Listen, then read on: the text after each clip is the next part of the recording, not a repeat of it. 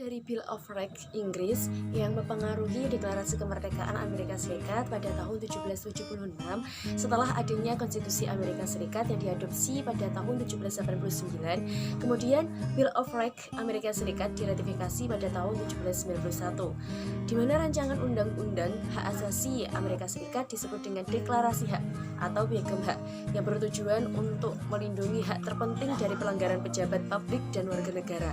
Untuk lebih lengkapnya akan dijelaskan oleh rekan saya. Untuk selanjutnya, yaitu latar belakang kelahiran Bill of Rights. Bill of Rights atau Undang-Undang Hak merupakan suatu naskah yang disusun oleh rakyat Amerika dalam tahun 1789 dan yang menjadi bagian dari Undang-Undang Dasar pada tahun 1791. Hak-hak yang dirumuskan dalam abad ke-17 dan ke-18 ini sangat dipengaruhi oleh gagasan mengenai hukum alam dan hanya terbatas pada hak-hak yang bersifat politis saja, seperti kesamaan hak, hak atas kebebasan hak untuk memilih dan sebagainya. Yang sangat terkenal ialah 4 hak yang dirumuskan oleh Presiden Amerika Serikat, yaitu Franklin D. Roosevelt. Pada permulaan Perang Dunia, waktu berhadapan dengan agresi Nazi Jerman yang menginjak-injak hak-hak manusia, hak yang disebut oleh Presiden Roosevelt terkenal dengan istilah The Four Freedoms, 4 kebebasan, yaitu 1.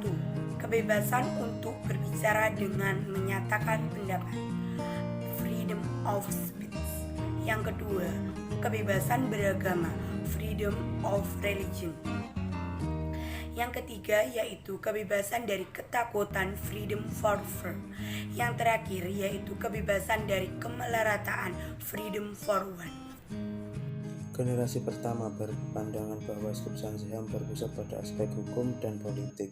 Pandangan ini merupakan reaksi keras terhadap kehidupan penyelenggaraan yang totaliter dan basis yang mewarnai tahun-tahun sebelumnya Perang Dunia II. Generasi kedua memperluas pada aspek hak sosial, ekonomi, politik, dan budaya.